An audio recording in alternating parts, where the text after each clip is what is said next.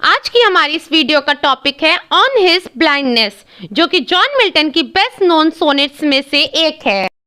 अब हम पहले जॉन मिल्टन के बारे में कुछ बातें जान लेते हैं। जॉन मिल्टन एक इंग्लिश पोएट थे और उन्होंने ओलिवर क्रॉमवेल के अंडर सिविल सर्वेंट की भी जॉब की थी और उस टाइम ये कॉमनवेल्थ को भी सपोर्ट करते थे।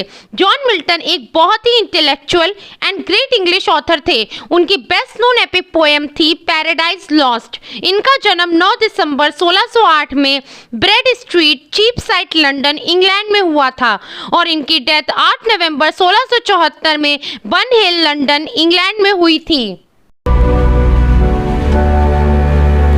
Now let's start with our topic. और अब हम इस सोनेट की हर एक लाइन को पढ़ेंगे और समझेंगे। इस सोनेट को जॉन मिल्टन ने ब्लाइंड होने के बाद लिखा था और उन्होंने इसमें अपने दर्द को बताया है। अब हम इस सोनेट की फर्स्ट 4 लाइन से स्टार्ट करते हैं। When I consider how my light is spent, इसमें जॉन मिल्टन कहते हैं कि when I consider, जब मैं ये सोचता हूँ, how my light is spent, मतलब कि कैसे मेरी आंखों की रोशनी चली गई। यहाँ पे कंसिडर का मतलब है विचार करना और यहाँ पे लाइट का मतलब है विजन से, आंखों की रोशनी से। और half my days in this dark world and wide, यहाँ पे अर का मतलब है बिफोर, पहले, और हाफ माई डेज मतलब यहाँ पे वो ये कहना चाहते हैं कि जो उनकी आंखों की रोशनी है वो समय के पहले ही चली गई है। हाफ माई डेज से उनका मतलब है उनकी आधी उम्र में ही उनकी आंखों की रोशनी चली गई है। In this dark world and wide मतलब जो उनकी आंखों की रोशनी चली गई है तो अब उनको ये दुनिया वर्ल्ड डार्क एंड वाइड लगती है, मतलब जिसमें बहुत अंधेरा है और अब उनको ये दुनिया बहुत ही बड़ी लगती है। वाइड का मतलब है होता है बड़ा। And that one talent which is dead to hide, and that one talent से यहाँ पे मतलब है जॉन मिल्टन, जिनके अंदर लिखने का टैलेंट था, वो एक इंग्लिश पोएट थे। वो ये कहना चाहते हैं कि which is death to hide, मतलब जो उनका टैलेंट है वो उनके मरने से ही छिप सकता था। Lodged with me useless, though my soul more bent. Lodged with me useless से उनका मतलब है कि जो उनका टैलेंट है वो उनके साथ तो है बट अब वो यूजलेस है, बेकार है। यहाँ पे lodged का मतलब है रहना। Though my soul more bent मतलब कि जो मेरी आत्मा है वो झुकी हुई है। To serve with my maker, किसकी तरफ झुकी है? जो उनके मेकर हैं। यहाँ पे मेकर से मतलब है गॉड का। उनकी जो आत्मा है वो उनके मेकर यानी गॉड की सेवा में झुकी हुई है।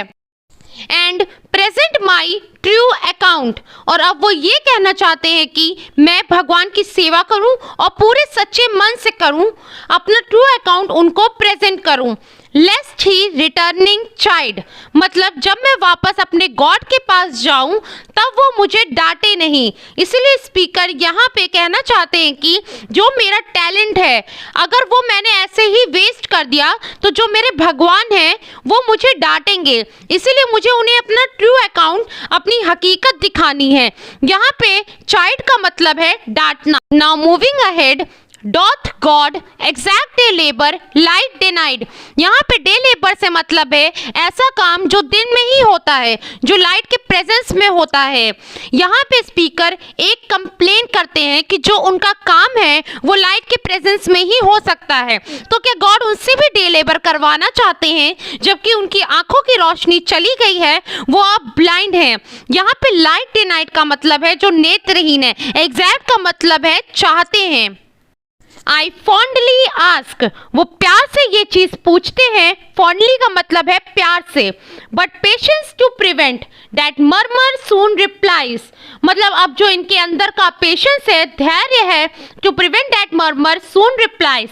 मर्मर क्या होता है? जो ये बड़बड़ा रहे हैं, कंप्लेन कर रहे हैं कि गॉड ने मेरे साथ ऐसा क्यों किया, उसको इनका पेशेंस रोक रहा है, प्रिवेंट कर रहा है और रिप्लाई देती है, जवाब देती है, God doth not need either man's work और his own gifts, means God को किसी इंसान का काम या उनसे कोई भी गिफ्ट नहीं चाहिए। Who best bear his mild yoke they serve him best। योग क्या होता है? योग एक तरह का लकड़ी का बड़ा सा पीस होता है जो कि दो एनिमल्स काऊ या बुल की नेक पे एक साथ फिक्स किया जाता है, जिससे वो दोनों को एक साथ हैवी लोड भारी सामान के साथ पुल करते हैं, खींचते हैं। यहाँ पे योग का सेंस बर्डन से है कि जो इस बर्डन को माइल्डली बियर करते हैं, मतलब आराम से सॉफ्टली सहन कर लेते हैं बिना किसी कंप्लेन के, वो गॉड को बेस्ट सर्व करते हैं, मतलब जितना हो सके अच्छे से उनकी सेवा करते हैं। हिज स्टेट इज किंगली, कि उसका राज्य, उसका किंगडम बहुत बड़ा है। किसका? गॉड का।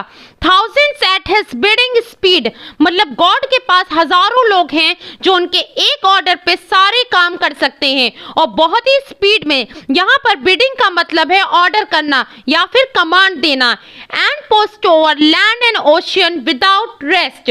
पोस्ट ओवर का मतलब होता है बहुत ही तेजी से, मतलब भगवान के पास हजारों ऐसे लोग हैं जो उनके एक ऑर्डर पर बहुत ही स्पीड से जमीन पार कर जाएंगे, समुद्र पार कर जाएंगे विदाउट एनी रेस्ट, बिना किसी आराम के।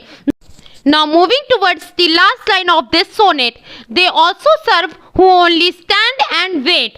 मतलब वो लोग भी गॉड को सर्व करते हैं, उनकी सेवा करते हैं जो लोग सिर्फ खड़े रहते हैं और वेट करते हैं अपनी चांस का, उन पे भरोसा रखते हैं। Thanks for watching. Please like, share and subscribe.